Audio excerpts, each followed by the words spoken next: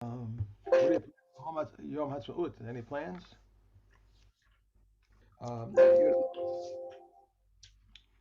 You, you, Go for it. okay, let me just get rid of this thing behind here. I don't know what's doing here. Okay, get out of the way. Come on, get out of the way. Okay. Ches Uh, Yud Aleph. Yud Aleph. If a bath has been heated with 70 straw or stubble, one is permitted to wash in it. If he is a distinguished person, he may not wash in it. Rue, goosefoot, purslane, hill coriander, water parsley, and meadow berries are exempt from maras and may be brought from anyone in the seventh year. Since no watch is kept over the like of these, Rabbi Huda says sifchim of mustard are permitted since transgressors are not suspected concerning them. Red Shimon says sifchim are permitted to accept sifchim of cabbage, since the like of these do not exist among wild vegetables, but the Chachamim say all sifchim are forbidden. And these are three countries in regard to Abia: Yehuda, Transjordan, and the Galilee. And each is divided into three regions: Upper Galilee, Lower Galilee, the valley from Kifar Hanania upward, where no sycamores grow, and Upper Galilee from Kifar Hanania downward, where sycamores grow, and Lower Galilee is Lower Galilee, and the region of Tiberias in the valley, and in Yehuda, the mountain, the plain, the valley, and the plain of Lydia is like the plain of the south, and its mountain is like the king's mountain range. From Beit Haron to the sea is one region. Okay. Okay. So Mishnah Gimel. Balama Amru Shalosh Atzos. What's the point of mentioning all of these three regions? Sheyu Ochlin B'chol Achas V'Achas Ad Sheyifle Ha'achron Sheba. Each territory is judged independently as far as beer is concerned, and even if one territory, if a neighboring territory has run out of whatever produce, if you still have in your territory, then you continue to eat it, then you don't have to get rid of it. Rabbi Shimon Omer, Lo Amru Shalosh Aratzos Ela B'Yehuda. He says no, they only subdivided the territory into three in Yehuda. In the Ushar Kol Aratzos Kahar Melech, but the other all the other regions that is the Galil and Eber Yarden is like Har HaMelech. So as long as they have the same din as Har HaMelech, as long as there's produce in the region called Har HaMelech, then you're allowed to continue eating in those territories.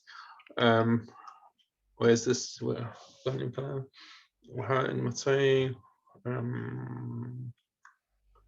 Okay. Bashar as the Kahar Melech.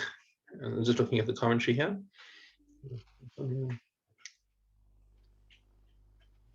So he comments that Har Melech is a place where a lot of produce grew, and they were found there for a long time. So Har Melech, so it turns out to be a bit of a kula as far as Rabbi Yehuda is concerned. That Har Melech, which has produce for a lot longer, is matir for the rest of the territories. So Har Melech has nothing to do with the king. I don't actually know where Har HaMelech was. Is Right. um, I would want to say it's somewhere in Yerushalayim, but just because it sounds like that, but I don't know. I didn't see, I couldn't see in Kahati where he said where it actually is. Okay. And the whole country, says the Tana. Now it's not clear if there's a machlokes as to whether this is a continuation of Rabbi Yehuda or whether we're returning to a consensus position.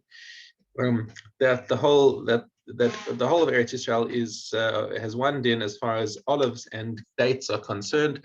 As long as they're available in one part of the country, you're allowed to continue eating them in other parts of the country. Okay.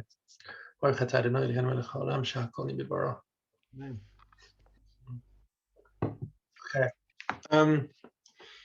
Mishnah Dalet Ochlin al Hamufkar, about lo al Hashamor. You can eat if there is still produce that is mufkar, that is properly ownerless and anyone has access to it. Aval lo al Hashamor, but you can't rely on unguarded produce. So like, let's say the only produce that's left in the field is produce that maybe Navarian or a Goy is keeping fenced off. So then that's not a matter, and therefore you judge if produce is only available inside the shamur area, then you have to do biur on your produce. Rabbi Yossi matir afala shamur, but Rabbi Yossi disagrees and says that even if you have guarded produce, it pushes off biur. However, the halacha doesn't follow Rabbi Yossi. Ochlen al hatfichin al hadufra. You can continue to eat. Now the Rambam explains this, that the tvichim is the hard seeds of the different types of produce, and the kitnios, which are not sown deliberately, but which sprout by themselves, and they last a long time in the ground. So, for example, atofach, which is mentioned in the beginning of Kilayim, Purkan v'atofach, right? Which is the Mishnah is telling you that since they are still found in the ground, these hard seeded varieties are still found in the field. Low grade produce, you're still allowed to eat from the high grade stuff that's in your house. This says that dufra is a tree which bears fruit twice a year, in the spring and the winter, and we may eat of it so long as the summer fruit remains on it. Right. I hadn't got to that yet, but yes.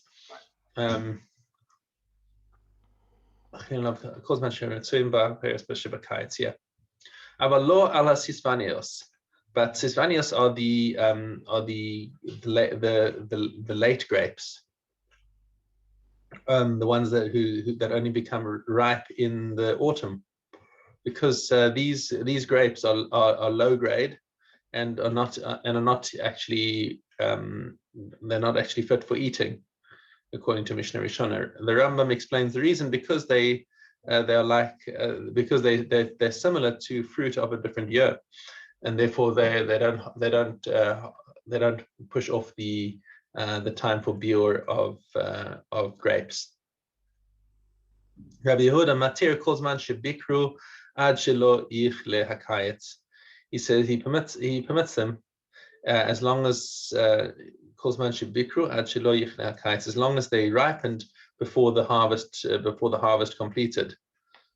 Even though they will only really finish in stav, but the halacha doesn't follow Rabbi Yehuda. Okay, Mishnah Hey hakovesh shlosha kvashim b'chavis achas. So somebody makes 3 pickles in 1 barrel. Okay. All right. So 3 different species, and each one of them is going to have a different zman of biur, and they're all sitting in either vinegar or salt water. Okay. Rabbi Eliezer Omer ochlin al harishon. So he says that after the first min reaches its time of biur, when it's finished in the field, ne'esru kulam, now all of them become prohibited. Okay, because now they've got the time. Afilu shnei haminim ha'acherim shelo kalu, even though the other 2 haven't yet finished, you have to do biur on all of them. Okay, which seems like a fairly reasonable position, considering that there's going to be a transfer of time. Okay, and then the taste of the one that requires biur has penetrated the other 2 species. Okay, Rabbi Yeshua Mer af al ha'achron. He says no, even on the last one. So as long as any one of them is still permitted, is still available in the field, then you're allowed to eat from all of them, even though the first 2 minim have already finished from the field. Now this is now a difficult one to understand. Why would that be?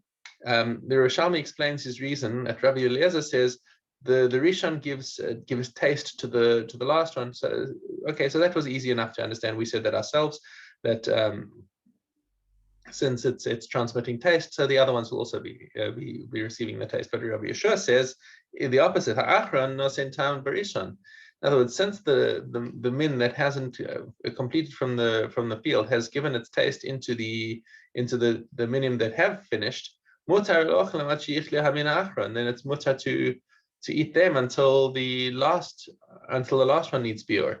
because mishum tamo habalo abahim, because of the taste, because the taste that's in them is a matir. It's an interesting perspective here. That I would never have thought this, that the taste of something that is mutar can act as a matir. I don't really understand Rabbi Yeshua over here. I can't understand how that could be a matir, and I don't understand the Yerushalmi's explanation either. Rabban Gamliel Mer Kol Shekala Mino Min Hasadeh Yevar Mino Min Achaves. He says whatever has finished in the field, take out its min from the barrel. He's not choshesh for transfer of taste at all. He says just look at them individually, and when they're finished in the field, then you have to take them out of the barrel. Halacha kidvarav. That's different than what we had before. Before, if one ended, then you couldn't eat any of them. There are three different opinions. Right. The first one you just said is Rabbi Eliezer. Right. Rabbi Yeshua says only when they're all finished. And Rabban Gamliel says no, treat each one individually. And the halacha Halacha kidvarav, says the Mishnah that the halacha is according to him. Rabbi Shimon Omer kol yarak echad lebior. All vegetables have one time for bior. Ochlin beregila ad sheyichlus sigarios mi bikas beis netocha. Sigarios, interesting name for a vegetable. Okay, now it says. I remember there was something about halacha kidvarav. The Rambam actually says in his parish the halacha is like Rabban Gamliel, aval lo mishum shenemar kan halacha kidvarav, not because it says here halacha kidvarav, elo mishum shedin zehu al das Rebbe. This is according to Rebbe's opinion. Halacha kaRebbe mechavero, and therefore the halacha follows Rebbe from his according to his words. I just want to understand. Rabbi Eliezer says one may eat on account of the first, and Yeshua says the last. So if the first vegetable, if there are three vegetables, if vegetable A is finished in the field, then you can eat that vegetable A, but you can't. Can you eat the other two? You still can eat the other two, or not? According to whom? According to Rabbi Eliezer. According to Rabbi Eliezer, as soon as the first one is and it requires beer, they all need beer because they've absorbed taste from the first one. And Rabbi Gimel says that the species is ended. If A is ended in the field, that species comes out of the jar, and the other two you can eat. Yes, correct. Right. And if the second one is also eliminated, then you have the last one. Yeah. How can you tell the difference between the pickles, though? I don't know. No, they're not. They're not. We're not talking about pickled cucumbers. We're talking about different species. Different species. Okay. All right. Yeah. The whole idea of beer is about species. I was only thinking of pickles because my wife is always making pickles. You know, she's. Right. We're not talking about pickled cucumbers necessarily. I mean, if you have pickled cucumbers, you could have, and you could have pickled jalapenos and pickled olives or whatever it is, and so if they're all in one. Right. Okay. Anything else that I wanted to say here? Okay. All right. Dayeno. Let's go back to I don't eat Vav Gimel. I don't eat any of those things. So that's, I'm not a pickled person. Just fickle, but not pickled. You know. Okay, we have tests. A woman may lend to a neighbor who is suspect in regard to the seventh year of the sister receive a hand mill or an oven. No. Hold on. Sorry, that was wrong. That was yesterday. That was yesterday. We're in Sheviis Vav Gimel. Right. Okay. So I put it in the wrong place. Okay, because that was yesterday. Onions on which rain has fallen and which have sprouted, if their leaves are black, they are forbidden. If they became green, they are permitted. Reb Chanina ben Atiglia says if they can be pulled out by their leaves, they are forbidden. The like of these in the 8th year are permitted. From when on May 1 buy vegetables in the 8th year. Is that right? From when May 1? Yeah, from when May 1 buy vegetables in the 8th year. Once the same kind has ripened. If the early ripener has produced, the late ripener is permitted.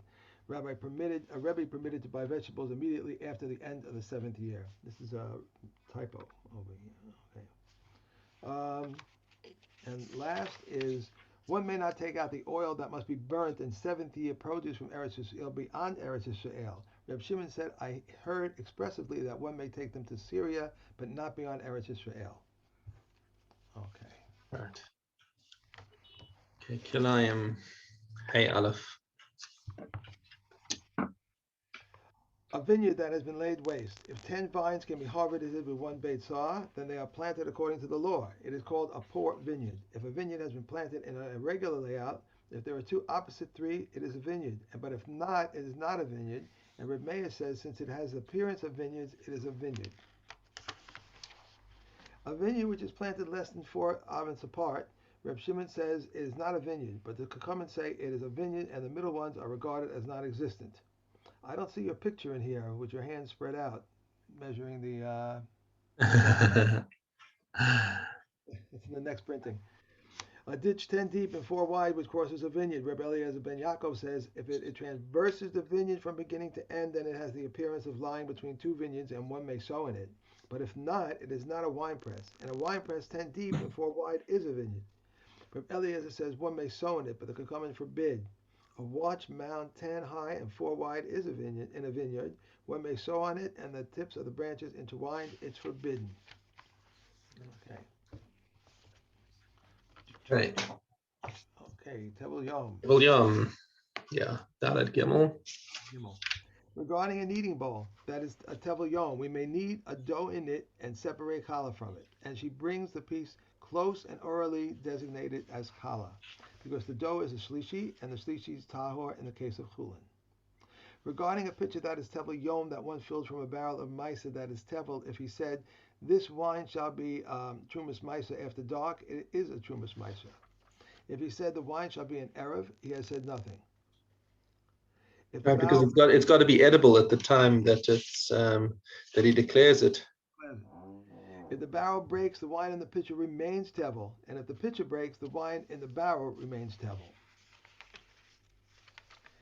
Originally, the rabbi said we may deconsecrate area onto the produce of an am haaretz, and the rabbis later said even onto his coins. Originally, the rabbi said if one is going out in chains and he said, write a get for my wife, they should write the get and give it. The rabbis later said even one who sets out to sea and one who leaves in a caravan. Reb Shimon Sasori says even a dangerously ill man. Okay. Kalim Kaf Chesvav.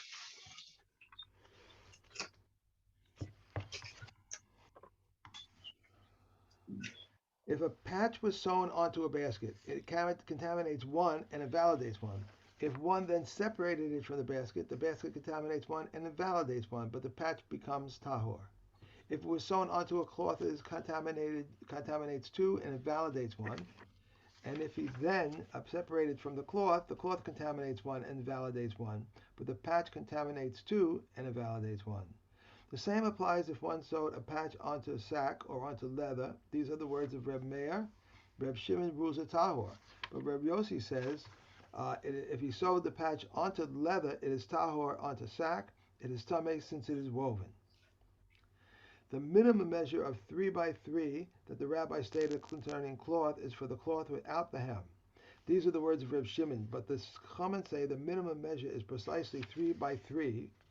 And if a patch was sewn onto a garment on one side, it is not considered attached on two sides. One opposite the other is considered attached, but if it was sewn onto the garment in the shape of a Greek letter, gamma A, a Greek letter, Rabbi Akiva rules that it is tameh, but the Chachamim rule that it is tahor. And Rabbi Yehuda said, when are these things said? When regard to a cloak, but with regard to a skirt, if it is sewn at the top, it is considered attached, but at the bottom, it is not considered attached. But the difference is, of course, that for the cloak, it is you can turn it upside down, but the shirt is only got one direction, right. So that's why it has to be attached on both sides when it comes to the cloak. But when it comes to the shirt, if it's attached at the top, that's considered attached. Okay. All right, we have and we've got one big day Aniyim. We've got Mishna Ches as well. Did I leave it out? I left it out. Okay, sorry about that.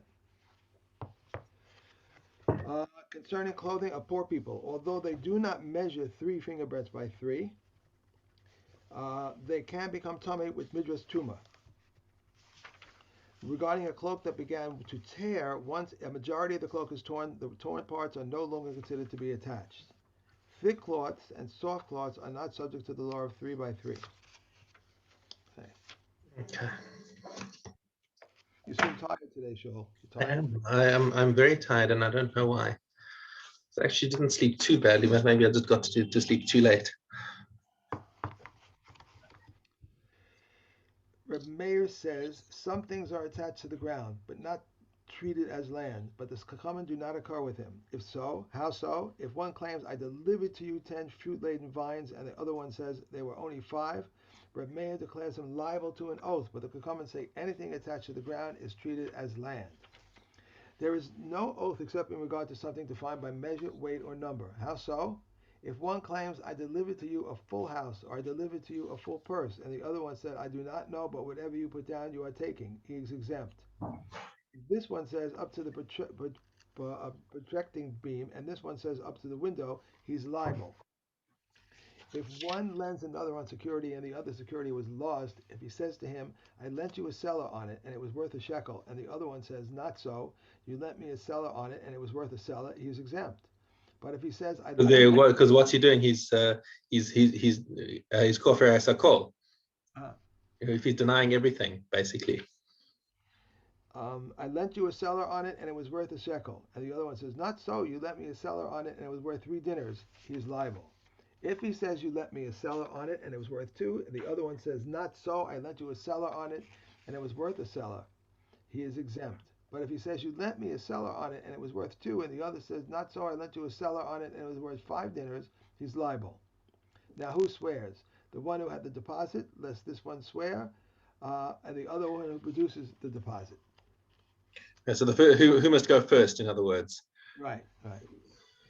All those required by the Torah to swear, swear and do not pay, but the following swear and collect. The hired laborer, the one who was robbed, the one who was wounded, the one who was opponent who is not trusted to swear, and the storekeeper over his account. The hired laborer, how so? If he says to him, give me my wages which are in your possession, and he replies, I gave them to you, but this one says, I did not receive them, he swears and collects. Rabbi Yehuda says, only if there is a partial admission. How so? He says to him, give me my wages of 50 dinars which are in your possession. While he applies, you have already received a gold dinar.